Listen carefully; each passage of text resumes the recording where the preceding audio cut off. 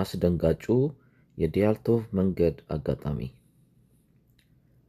በፌብሩዋሪ 1959 በቀዝቃዛው የዩራል ተራሮች 9 በተራራ ጉዞ የካበተ ልምድ ያላቸው ተጓዦች የተፈጸመው ታሪክ እስከ ዛሬ መልስ ያላገኙ ምስጢሮችን አስተናግዶ አልፏል።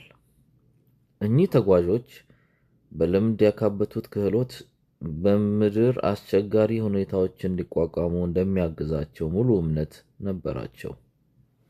ነገር ግን አንዳች አስፈሪና ለማስረዳት የሚያዳግት ነገር በጥቂት ቀናት ውስጥ እንደሚያጋጥማቸው አልጠረጠሩም ነበር። ይህ በታሪክ አስፈሪ ከሆኑ ምስጢሮች አንዱ ሆኖ ተመዝግቧል። ይህ የዲያልቶቭ መንገድ አጋጣሚ ታሪክ ነው። የጉዞው ጅማሬ። ጉዞው ኢጎር ዲያልቶቭ በሚባል የ23 ዓመት የምህንድስና ተማሪ የተመራ ሲሆን ወዳጆቹን፣ የተማሪ ቤት ጓደኞቹን እንዲሁም ሌሎች ጀብደኞችን ያካተተ የ8 ተጓዦች ቡድን ኢጎር ዲያልቶቭን ተቀላቅሎ ጉዞ ተጀመረ። መዳረሻቸው የአውቶርተን ተራራ ሲሆን ከባድ ቢሆንም ሊሳካ የሚችል እቅድ እንደሆነ ታምኖበታል። እያንዳንዱ ተጓዥ በልምድ ብቃት ሲኖረው አስፈላጊ ቁሳቁሶችን፣ ምግብ እንዲሁም ጉዞውን በምስል ለማስቀረት ካሜራ አዘጋጅተው ጉዞ ጀመሩ። እንዳሰቡትም በፈገግታና በሳቅ ጉዞአቸውን በካሜራ ቀርጸው አስቀመጡ። ይህ ሁሉ ሲሆን ከፊት ሊመጣ ያለውን የጠረጠረ አልነበረም። የመጨረሻው ምሽት። የተጓዦቹ ቡድን በፌብሩዋሪ 1 1959 በፈረንጆቹ አቆጣጠር ማለት ነው በአካባቢው ነዋሪዎች የሞት ተራራ ተብሎ የሚጠራው ኮላት ሲያክል ተራራ ደረሱ። በዚያ ምሽት ሁሉም እንዳልነበረ ሆነ። ፍለጋ። ተጓዦቹ ሳይመለሱ የውሃ ሽታ ሆነው ቀሩ። ይህንንም ተከትሎ የፍለጋ ቡድን ወደ ተራራው ተሰማራ። ቀናት ወደ ሳምንታት ተቀየሩ። ጀብደኞቹ እምጥ ይግቡ ስምጥ ሳይታወቅ ቀረ። ሆኖም በመጨረሻ ድንኳናቸው ተገኘ።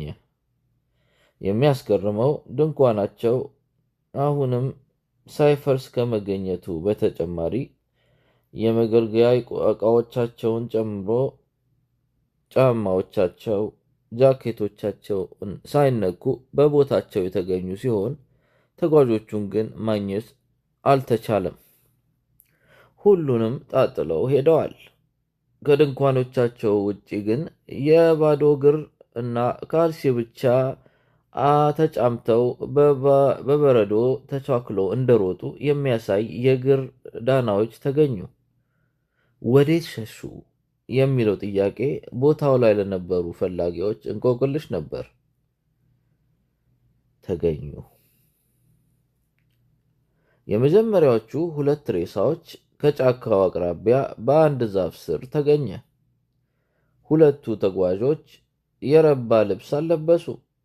ሰውነታቸው ቀዝቅዞ እጆቻቸው ተቃጥለው ተገኙ።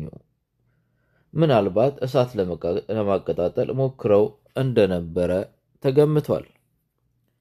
ሌሎች 3 አስክሬኖች ድንኳን ከደኮኑበት አቅራቢያና ከዛፎቹ መሃል ተገኘ። እነዚህኞቹ ለመመለስ ሞክረው እንዳልተሳካላቸው ተገምቷል። ከጥቂት ወራት በኋላ የቀሩት 4 ሬሳዎች ተገኙ። የእነዚህ ግን ተጨማሪ ጥያቄዎችን እንዲነሱ ምክንያት ሆኗል።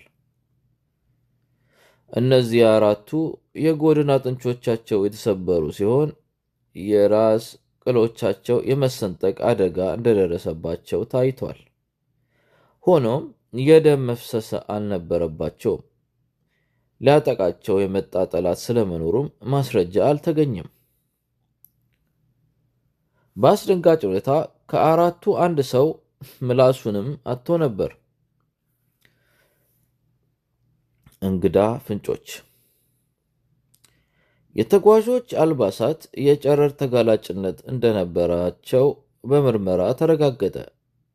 ከዚህ በተጨማሪ በአቅራቢያው ነበርኩ ያለ የዓይን ምስክር ብርሃን በሰማይ ላይ መመልከቱን እማኝ ሆነ። ሆኖም ይህን የሚያረጋግጥ ምንም ተጨማሪ ማስረጃ ማግኘት ሳይቻል ቀረ። መላምቶች። የመጀመሪያው መላምት የበረዶ ጎርፍ ወይም አቫላንቼ ተነስቶ ነበር ወይ የሚል ሲሆን ይህ በተጨባጭ ማስረጃ መደገፍ አዳጋች ሆነ። ሁለተኛው መላምት ምናልባት የውትድርና ሙከራዎች አደጋውን አድርሰው ይሆን የሚል ሲሆን ይህም ሊረጋገጥ አልተቻለውም።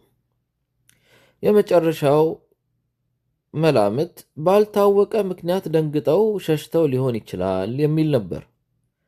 የሆነ ሆኖ ይህ ነው የሚባል ሁነኛ መልስ ሳይገኝለት በአሳዛኝ ሁኔታ ፍጻሜውን አግኝተዋል። በመጨረሻም ይፋ የሆነው የምርመራ ውጤት ያልታወቀ አስገዳጅ ኃይል ሲል ያለ ተጠርጣሪ እና ያለ ግልጽ መልስ በዝምታ ፍጻሜውን አግኝቷል። ይህ ጥያቄ ለ60 ዓመታት በላይ ያልተፈታ እንቆቅልሽ ሆኖ ቀጥሏል። የእርስዎን ግምት በሐሳብ መስጫው ላይ ያጋሩን። መልካም ሳምንት ይሆንላችሁ።